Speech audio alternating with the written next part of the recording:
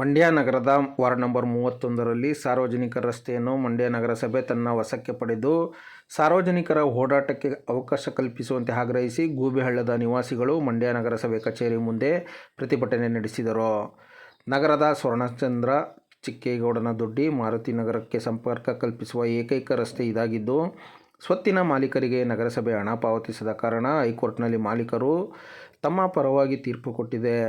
ಮಾಲೀಕರು ಸದರಿ ಸ್ವತ್ತಿನಲ್ಲಿ ಕಟ್ಟಡ ಕಟ್ಟಿದರೆ ಸಾರ್ವಜನಿಕರು ಓಡಾಟಕ್ಕೆ ತುಂಬ ತೊಂದರೆಯಾಗುತ್ತದೆ. ಆದ್ದರಿಂದ ಸದರಿ ಸ್ವತ್ತನ್ನು ನಗರಸಭೆ ತನ್ನ ವಶಕ್ಕೆ ಪಡೆಯಲು ಕಾನೂನು ಕ್ರಮ ಹೋರಾಟ ಮಾಡುವಂತೆ ಪ್ರತಿಭಟನಾಕಾರರು ಒತ್ತಾಯಿಸಿದರು. ಪ್ರತಿಭಟನೆಯಲ್ಲಿ ಇಂದ್ರಮ್ಮ, ವಿಜಯ್ ಕುಮಾರ್, ನಗರಸಭಾ ಸದಸ್ಯರುಗಳಾದ ಸೈಯದ್, ವಶೀಂ, ನಾಗೇಶ್, ಮಂಜು, ಶ್ರೀಧರ್, ಸೌಭಾಗ್ಯಮ್ಮ ಸೇರಿದಂತೆ ಹಲವರು ಭಾಗವಹಿಸಿದ್ದರು.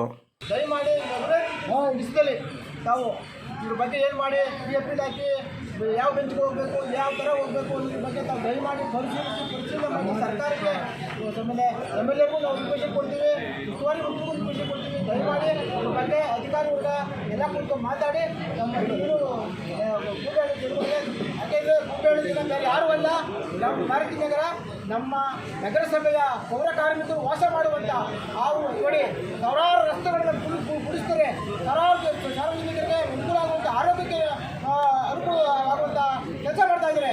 ಅಂಥ ಪುಣ್ಯಾತ್ಮರಿಗೆ ತಿರುಗಾಡಕ್ಕೆ ರಸ್ತೆ ಇಲ್ಲ ಅಂತಂದರೆ ನಮಗೆ ನಾಚಿಕೆ ಕೇಳಿದ ಸಂಗತಿಯಾಗಿದೆ. ದಯಮಾಡಿ ಅಧಿಕಾರಿಗಳಲ್ಲಿ ನಾವು ಕೇಳ್ಕೊತಾ ಇದ್ದೀವಿ, ದಯಮಾಡಿ ಇದ್ರ ಬಗ್ಗೆ ತಾವು ಪ್ರತಿದಿನ ಏನು ಮಾಡ್ತಿರೋ ಅದನ್ನೇ ನಿಮ್ಗೆ ಅವಕಾಶ ಕೊಡ್ತೀವಿ. ಇದ್ರ ಬಗ್ಗೆ ಇದು ಮಾಡಿ PFL ಹಾಕಿ ನಮ್ಮ ಜಾಗಕ್ಕೆ ಸ್ಟೇ ಕೊಟ್ಟು ನಮಗೆ ನ್ಯಾಯ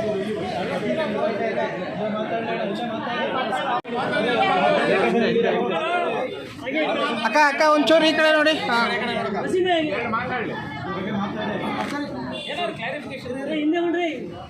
ಪೌರಾಯುಕ್ತರು ಒಂದು ಪ್ರಕರಣ ನಿಮಿತ್ತ ಉಚ್ಚ ನ್ಯಾಯಾಲಯಕ್ಕೆ ಹೋಗಿದ್ದಾರೆ ಸರ್.